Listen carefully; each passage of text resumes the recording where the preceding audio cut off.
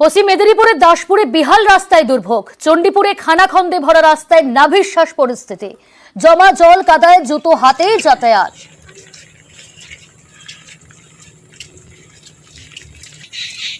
সুকান্ত রয়েছে টেলিফোন লাইনে। সুকান্ত, কতদিন ধরে এই বেহাল পরিস্থিতি, এই দুর্ভোগে যাতায়াত করতে হচ্ছে সেখানকার স্থানীয়দের? দেখো প্রিয়াঙ্কা, এলাকার মানুষ যেটা বলছেন, প্রায় 10 বছর ধরে এই অবস্থা রাস্তার।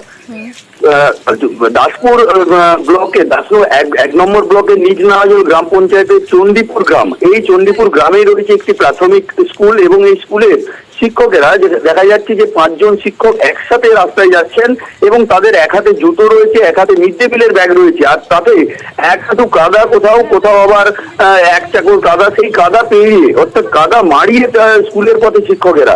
এই ছবি শুধু শিক্ষকদের জন্য নয়, গ্রামের প্রায় 200 পরিবার, 200 থেকে 400 পরিবার রয়েছে, সেই 400 পরিবারের মানুষ এইভাবে নিত্যদিন তারা হাট বাজার স্কুল করে।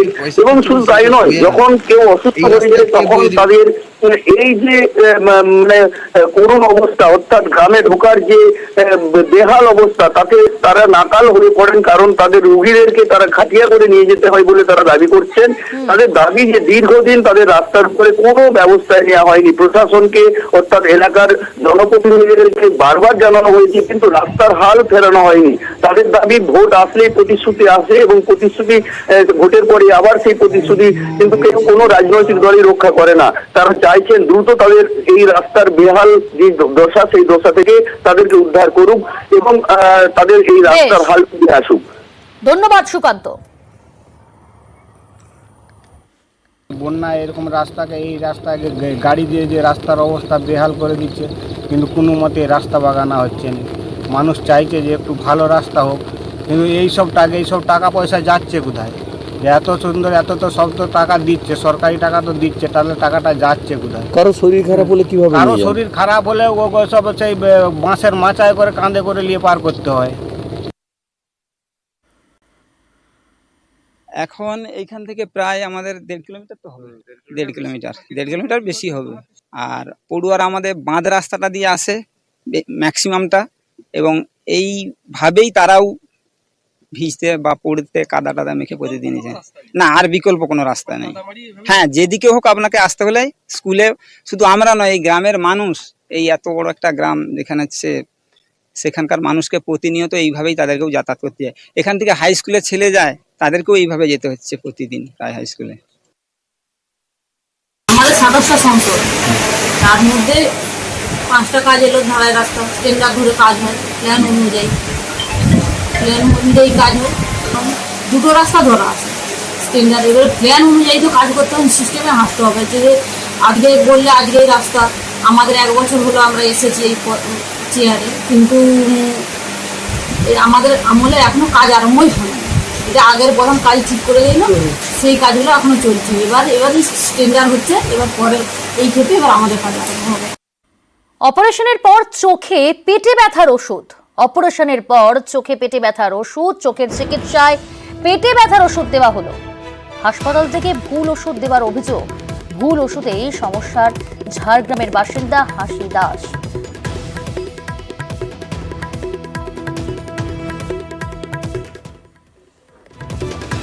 5 দিন যথারীতি ওষুধটা লাগিয়েছি। 5 দিন চলাকালীন তখন ওষুধ কিনছি, ওষুধের দোকান থেকে আপনার আর ওষুধগুলো দেখি, তখন দেখাবে বলছে তো এটা বাচ্চাদের পেটে ব্যথার ড্রপ। হসপিটালে নিয়ে যাই, ডাক্তার মন্ডলকে দেখাই, বলছে এই ওষুধটা আমি দিই, স্যার আপনি কি ওষুধ দিয়েছেন?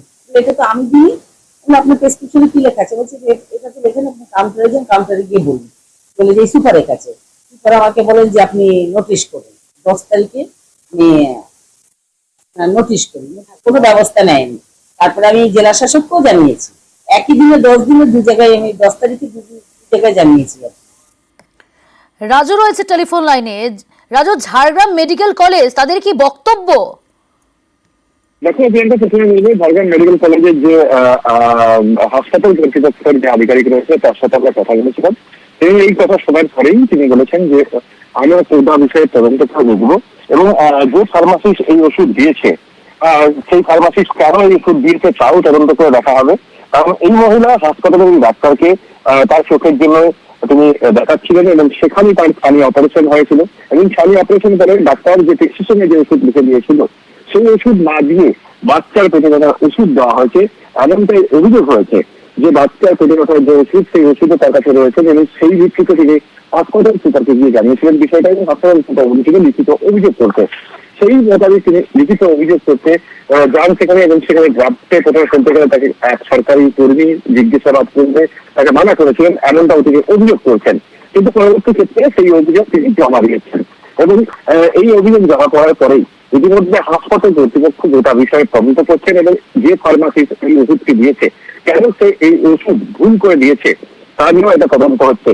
কারণ মহিলার বক্তব্য, তিনি যে ওষুধটি নিয়ে এসেছিলেন সেই ওষুধ তিনি চোখের মধ্যে ব্যবহার করছিলেন এবং পরবর্তী ক্ষেত্রে হাসপাতাল না গিয়ে তার যখন খুবই চোখের সমস্যা শুরু হয়, চোখ জ্বালা এবং মাথা ব্যথা শুরু হয়, সে বাইরে থেকে সেই ওষুধ দিতে যায় এবং বাইরে গিয়ে যখন প্রেসক্রিপশন দেখায় সেখানকার যে ওষুধ দোকানের যে ফার্মাসিস্ট রয়েছেন তিনি বলেছেন যে আগে আপনি কোন ওষুধটা ব্যবহার করছেন সেটা নিয়ে আসুন। বুঝতে পারে তাকে ভুল ওষুধ দেওয়া হয়েছে। বেশ, অনেক ধন্যবাদ রাজু।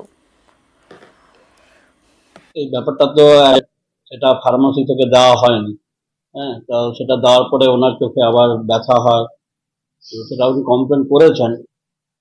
আমরা স্টেপ নেব, মানে ইনকোয়ারি কমিটি করে কারো যদি দোষ থাকে সেটা অবশ্যই আমরা রেকটিফাই করার চেষ্টা করবো যাতে এরকম ঘটনা না ঘটে।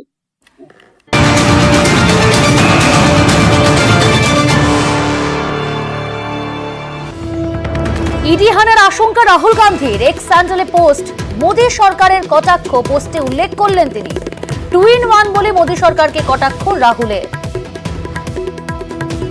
মৈত্রেয়ী রয়েছে। মৈত্রেয়ী, কি কারণে আশঙ্কা করছেন রাহুল গান্ধী ইডি হানার এবং তিনি কি উল্লেখ করলেন তার পোস্টে? দেখো, দিন কয়েক আগে সংসদ ভবনে রাহুল গান্ধী বক্তব্য পেশ করার সময় তিনি চক্রব্যূহ নিয়ে একটি মন্তব্য করেছিলেন এবং তিনি বলেছিলেন যে যেমন ধরো অভিমন্যুকে মারার জন্য চক্রব্যূহ তৈরি করা হয়েছিল, সেই চক্রব্যূহের অন্যতম নাম হচ্ছে লোটাস পজিশন এবং সেখানেই তিনি বলেন যে বর্তমান প্রধানমন্ত্রী এবং তার সঙ্গে তার সহযোগী আরো 5 তার অংশীদার রয়েছেন, তার মধ্যে তিনি অমিত শাহ, মোহন ভাগবতের কথাও তিনি উল্লেখ করেন যে তারা আসলে এখন 2021 শতকে অর্থাৎ 21 শতকে তারা নতুন চক্রব্যূহ গঠন করেছেন যেটা পদ্মফুলকে সামনে রেখে এবং সেই চক্রব্যূহের মাঝখানে পড়ছেন কৃষক, যুবক, মধ্যবিত্ত, নিম্নবর্গ সবাই। এবং সেই কটাক্ষ সেদিনই দেখা যাচ্ছিল যে খুব একটা ভালোভাবে নেননি বিজেপির যারা সুপ্রিম লিডাররা ছিলেন তারা। এবং এরপরে গতকাল মধ্যরাতে রাহুল গান্ধী তিনি পোস্ট করেন যে তার ইডি সোর্সের মারফত তিনি জানতে পেরেছেন যে তার বাড়িতে একটি রেড করা হতে পারে, একটি রেড প্ল্যান করা হচ্ছে এবং সেটার জন্য তিনি প্রস্তুত আছেন। সেই জবাবও কিন্তু তিনি দিয়ে দিয়েছেন। তার এক্স হ্যান্ডেলে পোস্ট করে তিনি জানিয়েছেন যে ইডির সব রকমের রেডের জন্য তিনি প্রস্তুত রয়েছেন এবং একই সঙ্গে তিনি কটাক্ষ করেও এটা জানিয়েছেন যে চা বিস্কুট তার তরফ থেকে দেওয়া হবে।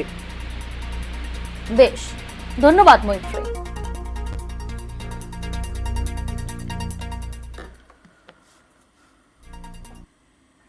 গার্ডেন রিচের পর এবার বাগুইআটি। কলকাতায় ফের বাড়ি বিপর্যয়ের বলি এক।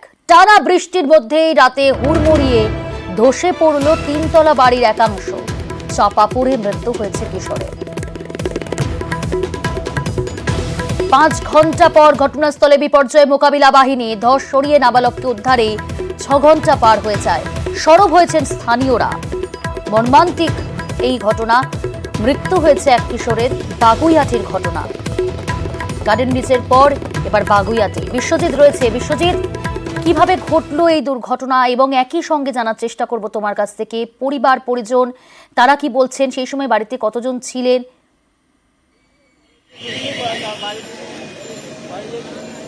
একদমই, বা একজন আত্মীয় এসছেন, মামি এসছেন, আমরা তার সঙ্গে কথা বলবো। কিন্তু যে কথাটা বললে যে এখনো সেই ধ্বংসস্তূপ পড়ে রয়েছে, সেই ধ্বংসস্তূপের যদি ছবিটা আমরা দেখাই, যে এই ধ্বংসস্তূপ, এই যে বাড়িটি, পুরো বাড়িটি হচ্ছে 3তলা বাড়ি এবং এই 3তলা বাড়ির 3য় তলা কোনো কাজে লাগতো না। 2য় তলায় থাকতো 2 ভাই এবং 2 ভাইয়ের সঙ্গে মা থাকতেন। মা নিচের তলায় থাকতেন এবং এই নিচের তলাতেই আজ এসছিলেন। আমরা একটু কথা বলে নেব। তার মামি এখানে রয়েছেন, তার মামির সঙ্গে একটু কথা বলবো। দিদি, একটু যদি সরা যায়। আপনারা কখন শুনলেন? আমি যখন খবর পেয়েছি তখন 10টা 15 নাগাদ খবর পেয়েছি। কটা নাগাদ ঘটেছে? 9:30টার দিকে। এসে কি দেখতে? আমরা তো এখানে যখন ঢুকেছি তখন 12টা 10-15 এরকম ঢুকেছি, তখন এসে তো দেখলাম তো সব রেস্কিউ টিম আসা, পুলিশ বা দমকল সব এসে রয়েছে। তখনও জীবিত ছিল? হ্যাঁ, তখন একবার আওয়াজ পাওয়া গেছে, তখন ছিল। তারপর তো রেস্কিউ করতে করতে সময় লেগেছে, তারপর ডাকা হয়েছে আর সাড়া পাওয়া যায়নি। এবার তারপর তো রেস্কিউ করতে করতে 4টে 4:30 বেজে গেছে।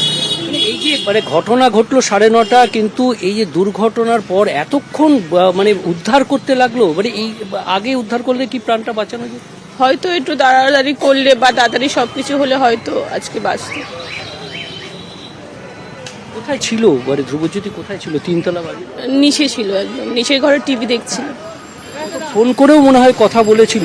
যখন জাস্ট ওপরে 3তলার ছাদটা আগে ভেঙেছে, তারপর 2তলা, যখনই প্রথমে আওয়াজটা পেয়েছে তখন ফোন করে ওর দাদাকে বলেছে যে দাদা ছাদ ভেঙে গেছে বলে, ওই একটা কথাই জাস্ট বলতে পেরেছে, আর কিছু বলতে পারেনি।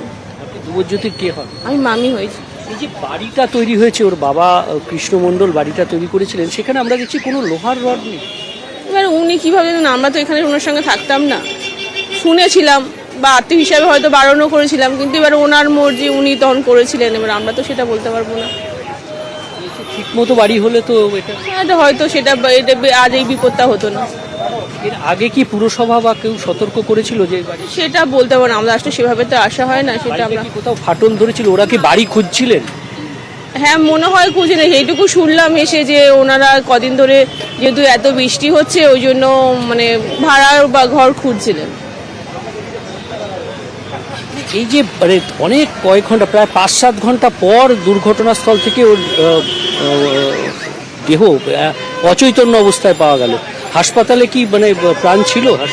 না, যখন আমরা নিয়ে গেছি, আরজি করে নিয়ে যাওয়া হয়, নিয়ে গেছি তখন ডক্টর দেখলে সবভাবে তা এখনো তো পোস্টমর্টম করার জন্য বলেছেন, পোস্টমর্টম এখনো করা হয়নি, আমাদের কিছু কাজ বাকি আছে, এখনো থানায় কিছু কাজ বাকি আছে বলে এখন হরিয়ানার মর্গে আছে।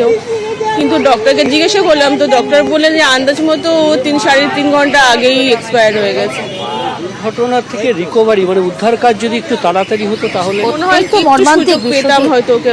তার মামির বক্তব্য শুনলাম আমরা। যে ঘটনা ঘটেছে বাগুইআটিতে, সেখানে এরকম 3তলা বাড়ির একাংশ ভেঙেই এক কিশোরের মৃত্যু হয়েছে। ধন্যবাদ বিশ্বজিৎ, পরিস্থিতির উপর নজর রাখতে। নিউজ 18 বাংলায় আপনাদের স্বাগত। আপনাদের সঙ্গে রয়েছি আমি প্রিয়াঙ্কা। রেশন দুর্নীতিতে ফের ধরপাকড় এটের। ম্যারাথন জেরার পর জালে বাকিপুরের 2 আত্মীয়। 3 দিন আগে রাইস মিল বাড়িতে এনফোর্সমেন্ট আধিকারিকেরা তারা কিন্তু হানা দিয়েছিলেন। দীর্ঘক্ষণ তল্লাশি অভিযান চালানো হয়। অর্পিতা রয়েছে আমাদের সঙ্গে সরাসরি। অর্পিতা, কিভাবে ইডির জালে এই 2 অভিযুক্ত?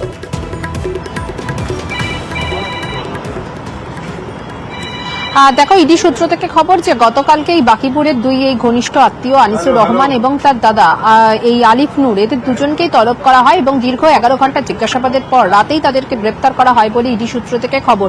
এবং এই দুজনের থেকে মূলত কিন্তু যেটা জানার চেষ্টা করেছিল ইডি আধিকারিকরা, যে তাদের বাড়িতে যখন তল্লাশি অভিযান চলে এবং সেখানে যে চালকল রয়েছে সেখানে যখন তল্লাশি অভিযান যখন চলে, সেই সময় বেশ কিছু তারা নথি ডকুমেন্ট পায়। এমনকি এই দেগঙ্কার, যিনি কিনা তৃণমূলের ব্লক সভাপতি আনিসুর রহমান, তার বাড়ি থেকেও কিন্তু টাকা উদ্ধার হয় বলে জানা গিয়েছে। সেই টাকা গ্রেপ্তার করা হয়েছে এবং সেখানে জানা যাচ্ছে আয়ের উৎস সম্পর্কে তিনি সঠিক তথ্য তিনি দিতে পারেননি।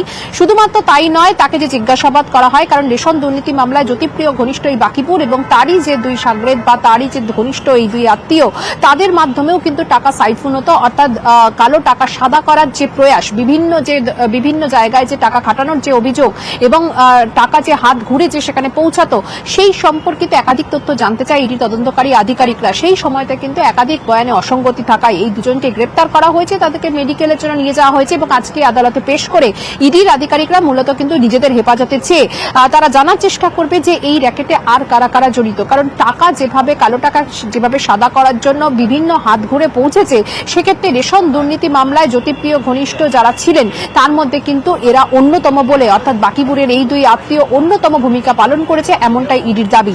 সেই জায়গা থেকেই দুজনকে গ্রেপ্তার করা হয়েছে, তাদের বয়ান রেকর্ড করা হয়েছে, তবে তাদের বয়ানে একাধিক জায়গায় অসঙ্গতি এবং অসংলগ্ন উত্তর থাকায় তাদেরকে গ্রেপ্তার করা হয়েছে বলে ইডির দাবি। এবং এই জায়গা থেকে যেটা মনে করা হচ্ছে যে এদেরকে আজকে আদালতে পেশ করে যে সমস্ত নথিগুলো পাওয়া গিয়েছিল তাদের বাড়ি থেকে, সেই সমস্ত নথি দেখিয়ে তাদেরকে যখন গতকাল রাতভর যখন তাদেরকে জিজ্ঞাসাবাদ করা হয় সেই সময় তারা কিন্তু সদুত্তর দিতে পারেনি এবং সেখানেই বেশ কিছু জায়গায় কিন্তু ধোঁয়াশা থাকায় তাকে গ্রেপ্তার করা হয়েছে এবং আজকে হেফাজতে নিয়ে তাদের থেকে যে সমস্ত নথিগুলি পাওয়া গিয়েছিল, যে সমস্ত মিসিং লিংক রয়েছে এই মামলাতে, সেগুলো জানার চেষ্টা করবে তদন্তকারী আধিকারিকরা। প্রিয়াঙ্কা, সঙ্গে থাকে অর্পিতা। এদিকে রেশন দুর্নীতিতে দুবাই যোগ, দুবাই টাকা পাচার বারিক বিশ্বাসের, তাকেও তলব করা হয়েছে সিজিওতে আজই।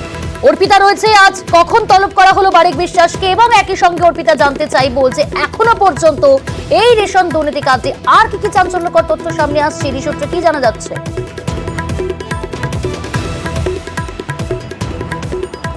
দেখো, জ্যোতিপ্রিয় ঘনিষ্ঠ এই বারিক বিশ্বাস এবং বারিক বিশ্বাসকে কিন্তু আজকে তলব করা হয়েছে সকাল 11টা নাগাদ এবং সেক্ষেত্রে এখন দেখার যে তিনি আদৌ আসেন কিনা বা তিনি হাজিরা দেন কিনা সিজিও কমপ্লেক্সে। তবে এই প্রসঙ্গে তোমাকে জানিয়ে রাখি যে কেন্দ্রীয় তদন্তকারী সংস্থার আগে সিআইডি অর্থাৎ রাজ্য পুলিশের গোয়েন্দা দপ্তর তাকে কয়লা পাচার মামলায় তাকে গ্রেপ্তার করেছিল কিছু বছর আগে।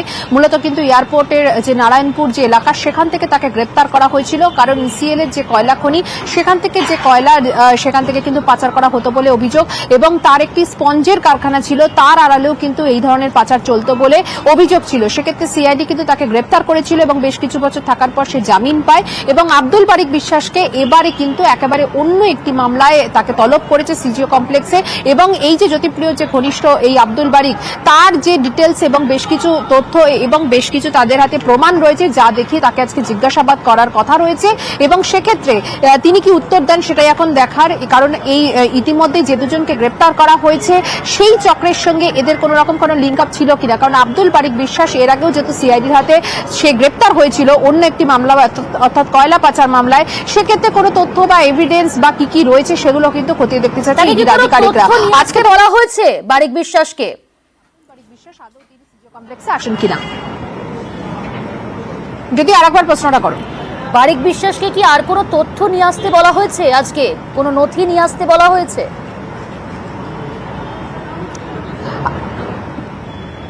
দেখো, ইতিমধ্যেই আব্দুল বারিক বিশ্বাসের যে সম্পর্কিত যে সমস্ত তথ্য বা নথি সেগুলো কিন্তু ইডির আধিকারিকরা বেশ কিছু তাদের হাতে রয়েছে এবং সেই মিসিং লিঙ্ক থেকেই তাকে আজকে জিজ্ঞাসাবাদ করা হবে, কারণ এই দুর্নীতি মামলায় অনেকগুলি জায়গায় কিন্তু মিসিং লিঙ্ক এখন অব্দি আছে। জ্যোতিপ্রিয় মল্লিক গ্রেপ্তার হলেও এই র্যাকেট কিন্তু অনেক বড় বলেই মনে করছে ইডির আধিকারিকরা।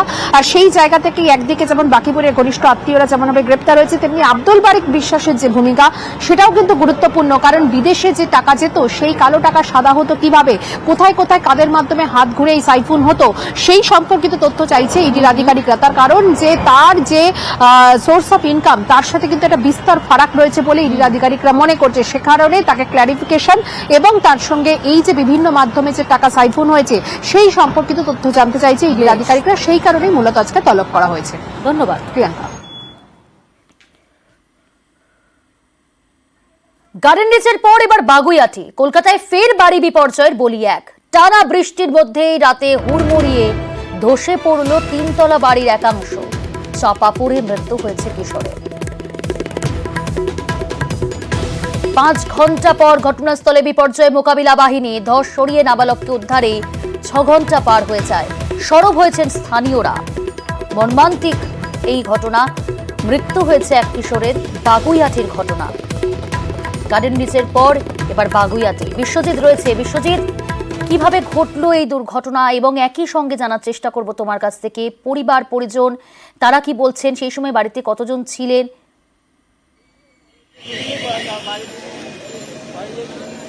একদমই, বা একজন আত্মীয় এসছেন, মামি এসছেন, আমরা তার সঙ্গে কথা বলবো। কিন্তু যে কথাটা বললে যে এখনো সেই ধ্বংসস্তূপ পড়ে রয়েছে, সেই ধ্বংসস্তূপের যদি ছবিটা আমরা দেখাই, যে এই ধ্বংসস্তূপ, এই যে বাড়িটি, পুরো বাড়িটি হচ্ছে 3তলা বাড়ি এবং এই 3তলা বাড়ির 3য় তলা কোনো কাজে লাগতো না। 2য় তলায় থাকতো 2 ভাই এবং 2 ভাইয়ের সঙ্গে মা থাকতেন, মা নিচের তলায় থাকতেন এবং এই নিচের তলাতেই আজ এসছিলেন।